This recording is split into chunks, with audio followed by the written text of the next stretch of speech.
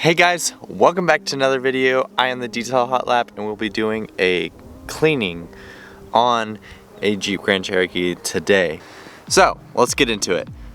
I just went to a touchless car wash at one of my local car wash places, and we just got back from a long journey and we went through a winter storm. We had road salt and road grime on the vehicle, and it caked on because we did not clean the vehicle over a week because it was so cold out. Yes, it kind of goes against what I said, but a lot of the times you do not have time to clean your vehicle, and that's okay. Just as long as you take time out of your day, whenever you have a free time, to actually take care of your vehicle. So we're just gonna go ahead and get into it. 3, 2, 1. As you guys might observe, this vehicle looks fairly clean to the naked eye, but as you look closer to the lower part of the vehicle, you will notice that it is fairly dirty. There's a black pebble looking film that is very hard to get off the vehicle if you're using a wash and rinse method. If you use a wash mitt, however, and a 2-bucket method, you will eliminate this film and your vehicle will be way more cleaner. If you use a simple technique as far as taking it to a car wash, this will not come off. You have to use a wash mitt to get it off. So, as I observe this whole vehicle, you can tell that it's on the lower part of the vehicles more prominently, but that doesn't mean that it can't be all around the vehicle. So as you see here, that there's a few more spots that is pretty obvious.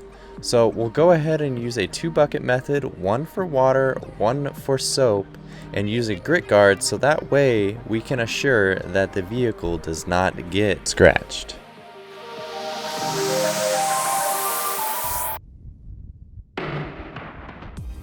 So the first process I start with is the undercarriage.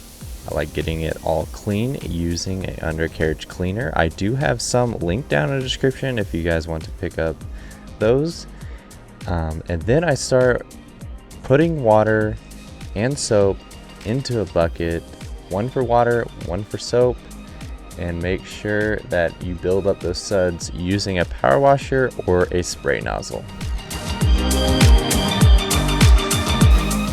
So the second step is rinsing off the vehicle. Get it all clean of the contaminants on the vehicle, so that way it makes it a little bit easier to clean it, leave less scratching on the surface, and you should be good to go. Yes, there's contaminants I mentioned here in a few, but it is a necessary step to get the vehicle completely cleaned.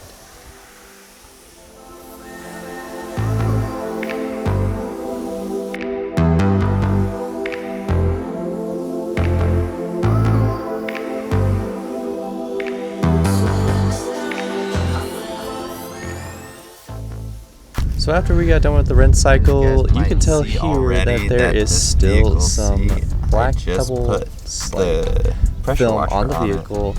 We want to go ahead and get that washed off using a wash mitt, but it just goes to show you if you rinse off the vehicle, it's still, even though I have ceramic coat, it's still, that's good about the 2-bucket method we're about to start.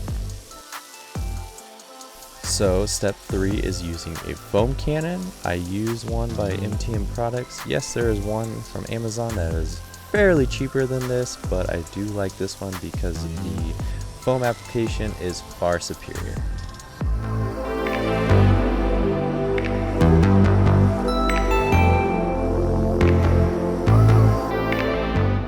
So I demonstrate the 2-bucket method here using 1 for water and 1 for soap. You want to go ahead and use the soap on the vehicle and then put it right into the water container, get it rinsed out, and then put it in the soap, and then you're free to put it on the vehicle. This should eliminate any scratching.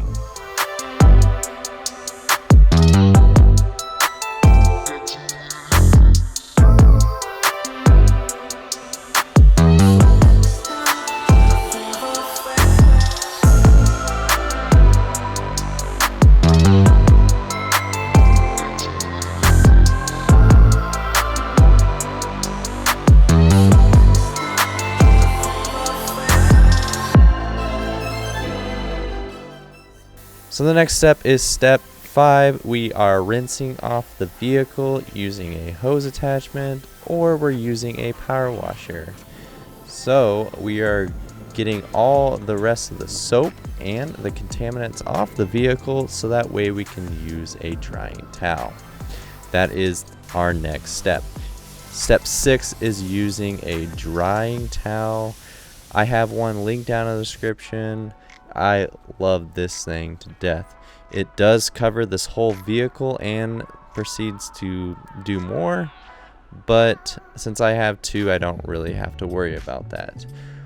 Now you do want to start from the top to the bottom of the vehicle, get all the windows clean so that way it leaves a spotless clean and it doesn't leave any hard water mineral spots. I want to thank you guys for sticking around, watching the video.